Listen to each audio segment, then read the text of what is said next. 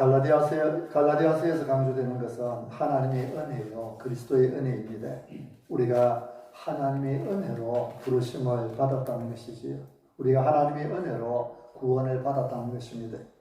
심지어 바울 자신이 사도가 된 것도 사람들에게서 난 것도 아니고 사람으로 말미암아 된 것도 아니고 오직 예수 그리스도와 그를 죽은 자 가운데 살리신 하나님 아버지로 말미암아 사도가 되었다고 고백합니다.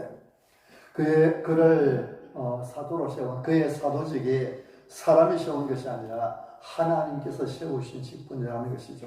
한마디로 하나님의 은혜로 사도가 되었다는 것입니다.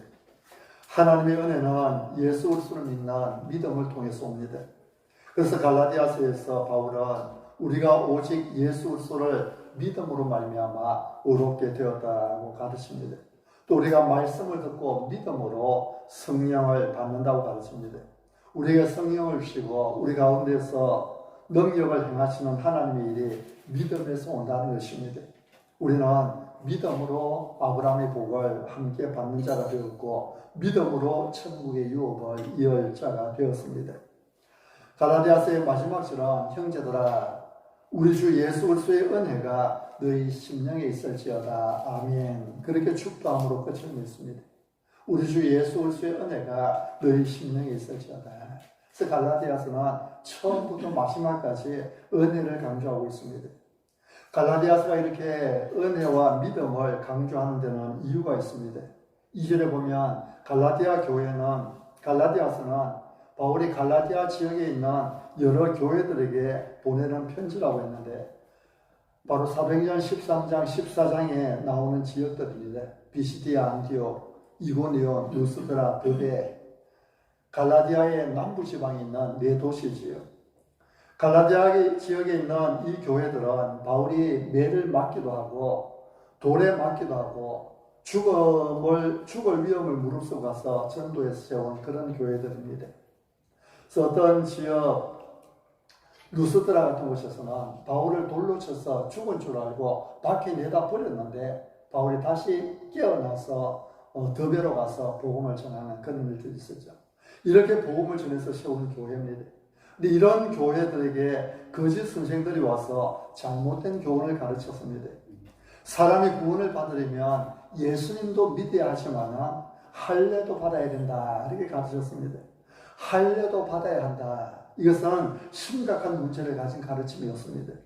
할례는 율법의 문제입니다. 우리가 구원을 받으려면 율법도 지켜야 된다는 것입니다. 그런데 여러분 율법을 지켜서 구원 받을 수 있는 사람은 아무도 없습니다. 율법을 다 지키다가 어느 하나만 못 지키면 그 하나 때문에 하나님 앞에는 유죄로 죄인이 되는 것입니다. 그 하나의 죄 때문에 우리는 구원받지 못하고 지옥 형벌을 받아야 되는 것입니다. 그래서 율법을 지켜서 구원받을 수 있는 사람은 아무도 없습니다. 단 한 사람도 없습니다. 그런데 예수님은 다 지켰지요. 예수님은 율법을 다 지켰습니다. 하나님의 법을, 모든 법을 다 지켰습니다. 예수님은 하나님의 법을 다 지켰기 때문에 형벌을 받을 필요가 없었습니다. 그런데 예수님은 십자가를 지셨지요. 형벌을 받으셨습니다. 모든 법을 다 지키셔서 죄가 없는 예수님께서 왜 십자가를 지고 벌을 받으셨습니까? 바로 우리의 죄를 대신했으이지요. 하나님의 법을 지킬 수 없어 형벌을 받아야 했던 우리의 죄를 대신 지시고 십자가에 못 박혀 죽으셨습니다. 우리 예수님께서 마지막 죽으실 때 하신 말씀 다 이루었다고 하셨죠. 무엇을 다 이루셨다는 말씀입니까? 우리의 구원을 다 이루셨다는 것입니다.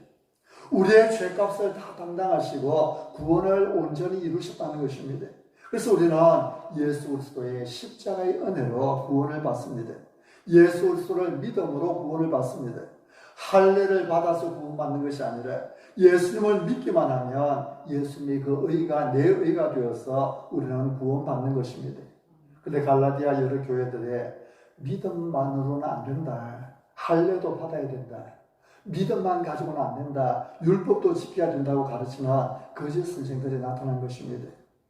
바울이 자기 목숨 내걸고 전도해서 세우는 교회들에 이런 엉터리 교사들이 와서 사람들을 미혹한다는 소식을 들을 때에 바울이 얼마나 답답했겠습니까?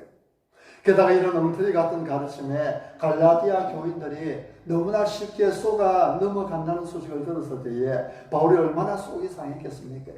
그래서 1장 6절에 보면 이렇게 말합니다. 그리스도의 은혜로 너희를 부르시니를 이같이 속히 떠나 다른 복음을 따르는 것을 내가 이상하게 여기노라. 이해할 수 없다는 것이죠. 참 이상하다는 것입니다. 은혜로 너희를 부르신 하나님을 어떻게 이렇게 속히 떠나서 자기 행위를 의지할 수 있느냐는 것입니다. 그러면서 7절 이하에 계속해서 말합니다. 우리 7절부터 9절까지 함께 봉독해 보시겠습니다. 7절부터 9절까지 같이 시작. 다른 복음은 없나니 다만 어떤 사람들이 너희를 교단하여 그리스도의 복음을 변하게 하려 하느라. 그러나 우리나 혹은 하늘로부터 온 천사라도 우리가 너희에게 전한 복음 외에 다른 복음을 전하면 저주를 받을지어다. 우리가 전에 말하였거니와 내가 지금 다시 말하노니 만일 누구든지 너희가 받은 것 외에 다른 복음을 전하면 저주를 받을지어다. 아멘. 이런 다른 복음은 없다고 말씀합니다. 우리는 오직 예수 그리스도의 은혜로 구원을 받습니다. 예수님의 십자가 은혜가 아니면 우리는 구원받을 길이 없습니다. 내 힘으로는 안 됩니다. 내 행위로는 안 됩니다. 내 공로로는 하나님의 심판을 피해갈 수 없습니다. 사람들은 적선을 많이 해야 좋은 곳에 간다고 이야기를 하죠. 여러분, 적선이 무엇입니까? 쌓을 적자에 착할 성적. 착한 일들을 많이 쌓는 것, 그것이 적선 아닙니까? 착한 일들을 많이 쌓아야, 적선을 많이 해야 좋은 곳에 간다고 하는 것, 이것이 우리나라 어르신들의 가진 공통된 생각입니다. 혹시 여러분 중에도 내가 착한 일 많이 해야 천국에 간다 생각하시는 분이 있지는 않습니까? 우리가 천국 가려면 착한 일을 많이 해야 됩니다. 그런데 우리가 한 가지 분명하게 기억할 것은 그 착한 일이 무엇이냐 하는 것입니다. 그 착한 일이 무엇이냐? 세상이 말하는 착한 일과 하나님께서 말씀하시는 착한 일은 다릅니다. 우리가 아무리 많이 적선을 해도, 아무리 착한 일을 많이 해도 그것이 하나님께서 보시기에 착한 일이 아니면, 하나님께서 보시기가 아니라 사람들이 보기에 착한 일이라고 한다면 우리는 그것으로 구원받을 수가 없습니다. 그 착한 일 가지고 천국 갈 수 있는 것이 아닙니다. 이런 이야기가 있습니다. 홀로 사는 어머니 밑에 아주 말썽꾸러기 한 아들이 있었습니다. 얼마나 말썽꾸러기인지 나쁜 짓이란 나쁜 짓은 다 골라서 했습니다. 마을에서는 온 동네에 악동이라고 소문이 찾아 있습니다. 어느 날 이 아들이 밖에 나갔다가 집에 들어가는데요, 이상하게 옛날 집은 기둥으로 되어 있지 않습니까? 요즘 다 콘크리트지만요, 기둥에 돌아가면서 빽빽하게 못이 박혀 있는 것입니다. 이게 무슨 못이냐고 엄마에게 물었습니다.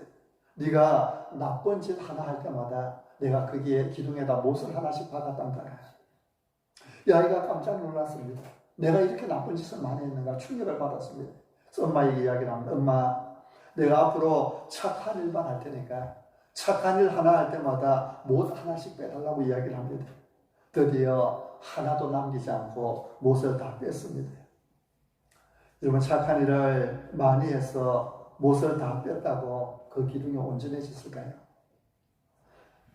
여전히 사방으로 돌아가면서 못을 박았던 그 못자국들은 남아있는 것입니다. 착한 일 많이 한다고 내가 지은 죄가 없어지는 건 아닙니다. 여러분, 속지 마십시오. 우리는 착한 일 때문에 구원받는 것이 아니라 나를 위해 십자가에 달리신 예수님 믿어서 구원받는 것입니다.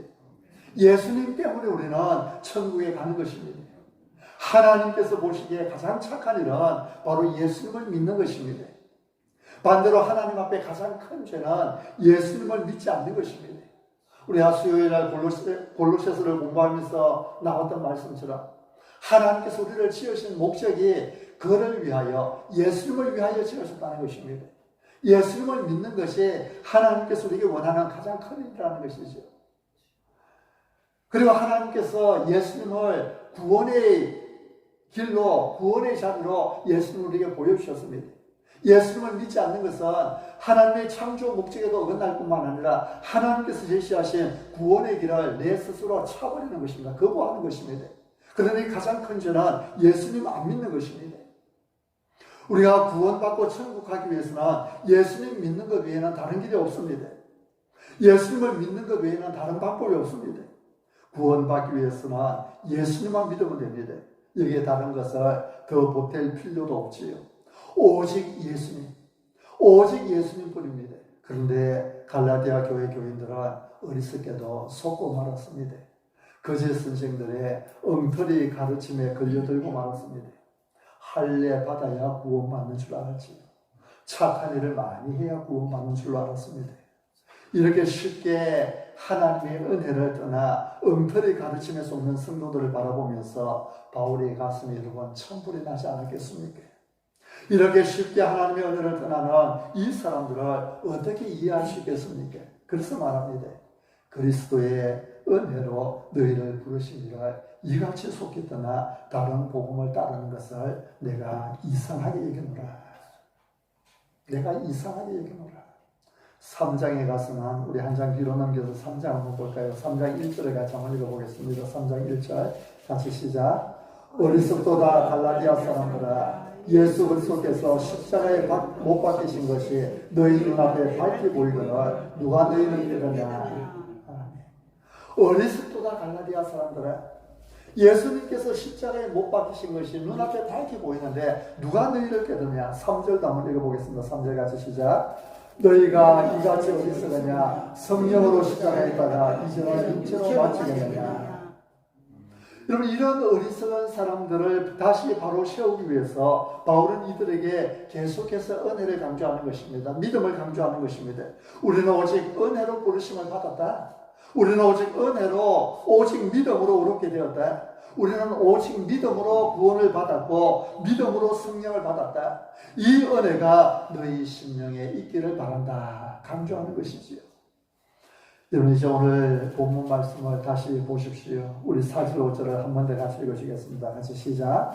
그리스도께서 하나님 곧 우리 아버지의 뜻을 따라 이 악한 세대에서 우리를 건지시려고 우리 죄를 대속하기 위하여 자기 몸을 주셨으니 영광이 그에게 세세토록 있을지어다. 아멘. 아멘. 4절에 그리스도께서 자기 몸을 주셨으니 이렇게 말씀하죠.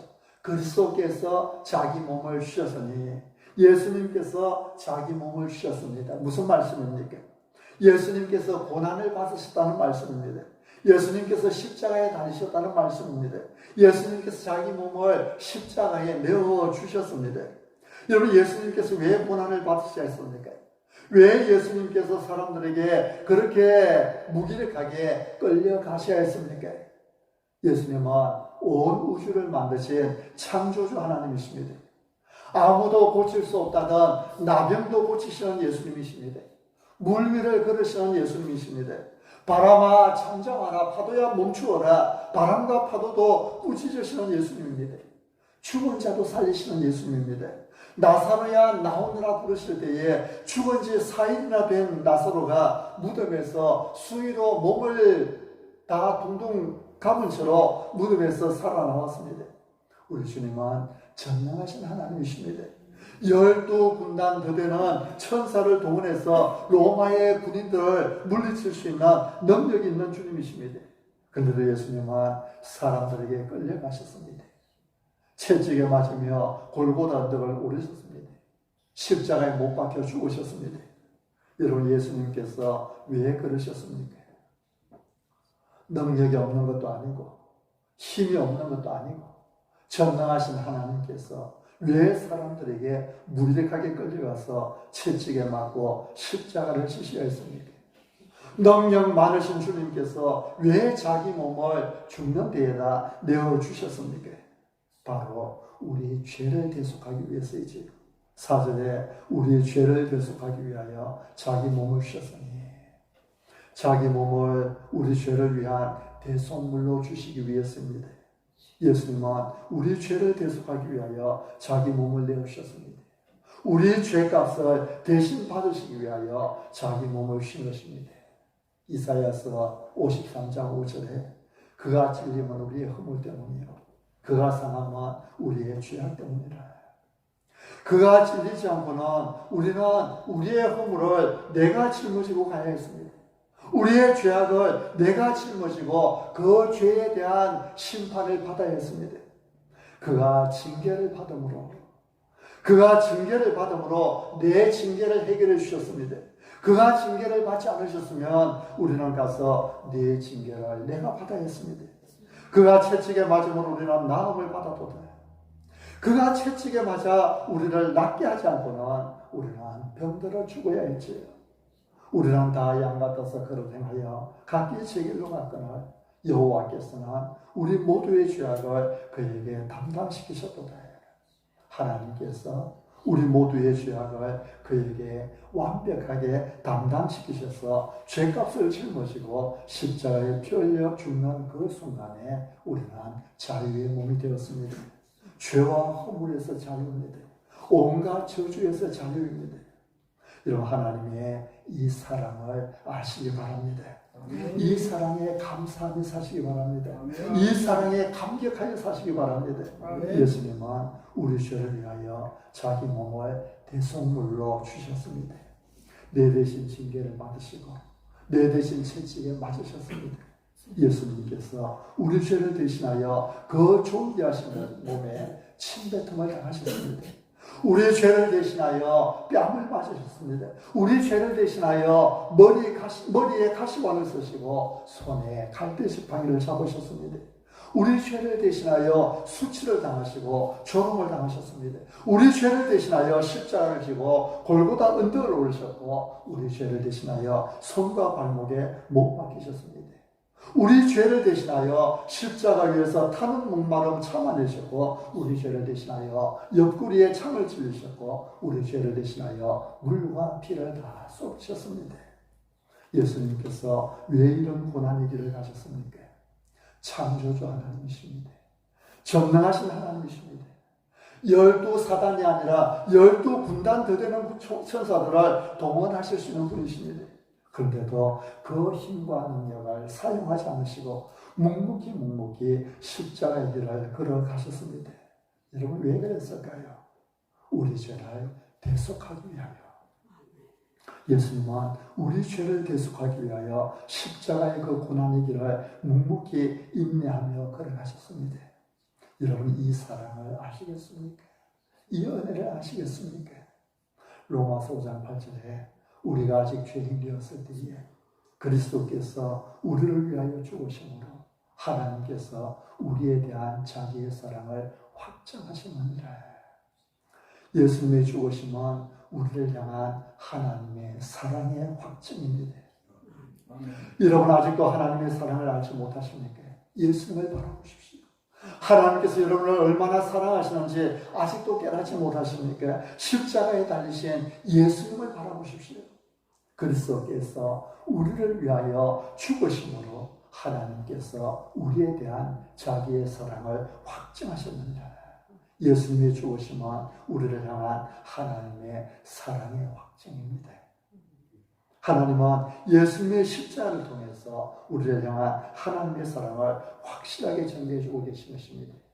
십자가에 두 팔 벌려 달려 계시는 예수님을 통하여서 내가 너를 이만큼 사랑한다.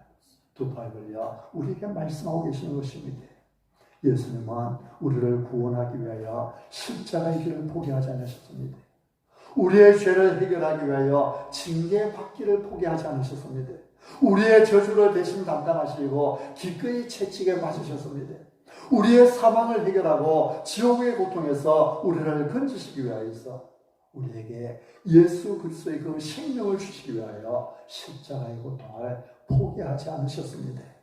주여, 할만하시거든 이 잔을 내게서 옮겨 주옵소서. 십자가 지는 고통이 두렵고 힘들어서 주여 할만하시거든 이 잔을 내게서 옮겨 주옵소서. 이마에 땀을 흘리며 기도하셨고 그 땀방울이 핏방울이 되어 떨어지도록 간절하게 기도하셨습니다. 하지만 예수님은 우리를 구원하기 위해서는 그러나 내 뜻대로 하지 마시고 아버지의 뜻대로 되기를 원합니다. 내 원대로 하지 마시고 아버지의 원대로 되기를 원합니다. 십자가의 길을 포기하지 않고 아버지의 뜻에 순종하셨습니다. 예수님 우리를 자유케 하기 위해서 채찍에 맞아 쓰러지면서도 골고다 언덕을 오르셨습니다. 우리의 저주를 대신 받으시고 모든 저주에서 우리를 해방시켜 주셨습니다. 우리를 자유케 해주셨습니다. 자기 몸을 우리 죄를 위한 대속물로 내어주심으로 우리에게 천국을 선언해 주셨습니다. 예수 그리스도의 대속의 은혜로 이제 우리는 죄와 허물에서 해방되었습니다. 모든 저주에서 해방되었습니다. 질병에서 해방되었습니다. 근데 우리가 어떻게 이 은혜를 잊어버릴 수 있겠습니까? 어떻게 예수님의 십자가 앞에 가슴이 뜨거워지지 않을 수 있겠습니까? 어떻게 예수님을 위하여 우리 삶을 바쳐 드리지 않을 수 있겠습니까? 주님의 이 사랑, 이 은혜를 받은 우리가 어떻게 그 은혜를 잊어버릴 수가 있겠습니까? 이런 본문 말씀을 다시 보십시오. 그리스도께서 하나님 곧 우리 아버지의 뜻을 따라 이 악한 시대에서 우리를 건지시려고 우리 죄를 대속하기 위하여 자기 몸을 주셨으니 십자가는 우연이 아니었습니다. 십자가는 실수가 아니었습니다. 어쩌다 보니 십자가를 지신 것이 아니었습니다. 예수님은 하나님 곧 우리 아버지의 뜻을 따라 자기 몸을 주셨습니다. 하나님 우리 아버지의 뜻을 따라서, 하나님 우리 아버지의 계획을 따라서, 하나님 우리 아버지의 그 마음을 따라서 자기 몸을 우리 죄를 위한 대속물로 주셨습니다. 하나님 우리 아버지의 뜻이 무엇입니까? 예수님으로 하여금 포기하지 않고 기꺼이 십자가를 지게 하신 우리 아버지의 그 마음이 무엇입니까? 주여 할만하시거든 이 잔을 내게서 옮겨 주옵소서. 그러나 내 원대로 마시고 아버지의 원대로 되기를 원합니다. 눈물로 핏방울로 기도하면서까지 포기하지 않았던 하나님 아버지의 그 마음이 무엇입니까?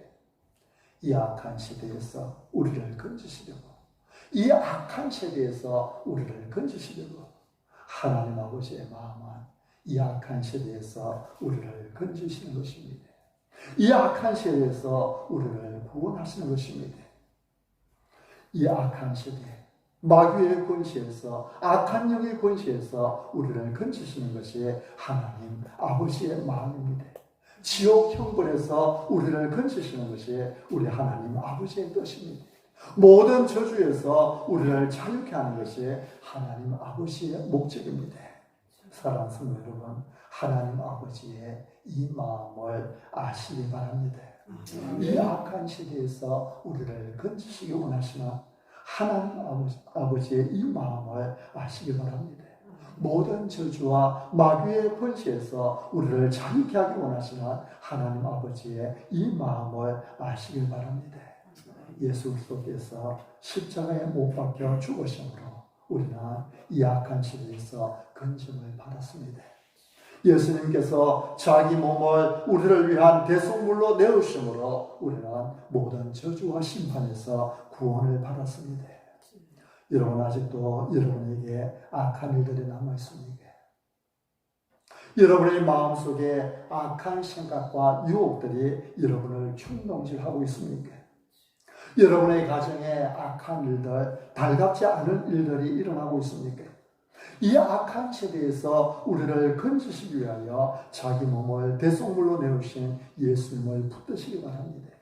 예수님의 이름으로 승리를 선포하시기 바랍니다. 예수님께서 가져다 주실 그 승리를 계속해서 선포하며 나아가시기를 바랍니다. 이 세상은 공중의 권세 잡은 자 영향 아래 있습니다. 이 세상은 언제나 악한 세대입니다. 우리가 이 세상을 주의 이름으로 살아가는 것이 결단코 쉬운 것이 아닙니다. 그러나 주님은 예수 그리스도의 십자가를 통해서 이 악한 시대에서 우리를 건져주시기를 원하시는 것이죠. 하나님 우리에게 승리를 주시기를 원하십니다. 하나님은 모든 악한 일에서 우리를 건져주시기를 원하십니다. 하나님 모든 질병과 가난과 저주로부터 우리를 자유케 하시기를 원하십니다. 이것이 우리를 향하신 하나님의 뜻이요 하나님의 마음입니다. 이런 하나님의 이 마음을 잊지 마십시오. 하나님 우리 아버지는 이 악한 시대에서 우리를 건지시기를 원하십니다. 모든 저주에서, 모든 악에서, 모든 고통에서 우리를 구원하기를 원하십니다. 그래서 예수님께서 이 땅에 오셨고 우리 죄를 위한 대속물로 자기 몸을 주셨습니다. 하나님 아버지의 이 마음을 잊지 마십시오. 이 은혜를 잊지 마십시오. 우리가 어떻게 이 은혜를 잊을 수 있겠습니까? 나를 위하여 머리에 가시관을 쓰고 피 흘리신 그 은혜를 어떻게 잊을 수 있겠습니까? 나를 위하여 무시몽매한 군인들에게 뺨을 맞으시고 채찍질 당하신 그 은혜를 어떻게 잊겠습니까? 손과 발목에 못 박히시고 허리에 찔리신 그 창자를 우리가 어떻게 잊을 수 있겠습니까? 사랑하는 성도 여러분, 이제 우리가 이 주님 앞에 드릴 것은 찬양밖에 없습니다. 감사밖에 없습니다. 영광밖에 없습니다. 그래서 사도 바울은 5절에 영광이 그에게 세세토록 있었지어다. 우리 주 예수 그리스도에게 세세토록 영광을 돌리고 마지막에 크게 아멘이라고 하는 것입니다. 그냥 성경의 종이에 문자로 기록되어 있으니까요. 영광이 그에게 세세토록 있을지어다 아멘 되어 있는데요. 저는 이 말씀을 들을 때에 그 아멘 소리가 내 마음에 울리는 것 같아요. 들리는 것 같아요. 바울이 문구를 이 한 절을 적어 나가면서 얼마나 큰 소리로 아멘으로 했겠습니까? 우리를 약한 세대에서 건지시기 위하여서 자기 몸을 내어신 그 주님을 생각하며 영광이 그에게 세세토록 있을지어다 할 때 얼마나 크게 아멘이라고 했겠습니까? 이 5절 말씀을 우리 큰 소리로 한번 읽으면서 하나님께 영광을 돌리겠습니다. 같이 큰 소리 시작. 영광이 그에게 세세토록 있을지어다. 아멘. 아멘이라고 크게 돌립니다. 나의 죄를 대속하기 위하여 십자가의 그 고통스러운 길을 포기하지 않고 묵묵히 걸어가셨던 예수님, 이제 우리도 포기하지 않겠습니다. 주님을 향한 우리의 믿음을 포기하지 않겠습니다. 주님을 향한 우리의 찬송과 감사를 포기하지 않겠습니다. 어떤 고난이 있다 할지라도, 어떤 어려움이 있다 할지라도 포기하지 않고 나의 십자가를 지고 주님을 따라가겠습니다. 고백하는 여러분 되시기 바랍니다. 나의 죄를 대속하기 위하여 자기 몸을 들이신 예수님, 이제 우리가 주님을 위하여 우리 몸을 드리겠습니다. 주님을 위하여 내 시간을 드리고 주님을 위하여 내 물질을 드리겠습니다. 약한 세대에서 우리를 건지시기 위하여 자기 몸을 아낌없이 주셨던 주님, 이제 우리를 통하여 세세토록 영광을 받으시옵소서. 세세토록 영광을 받으시옵소서. 감사와 감격 속에 주님을 섬기며 주님을 예배하며 살아가는 우리 모든 성도님들이 되시기를 바랍니다. 아멘.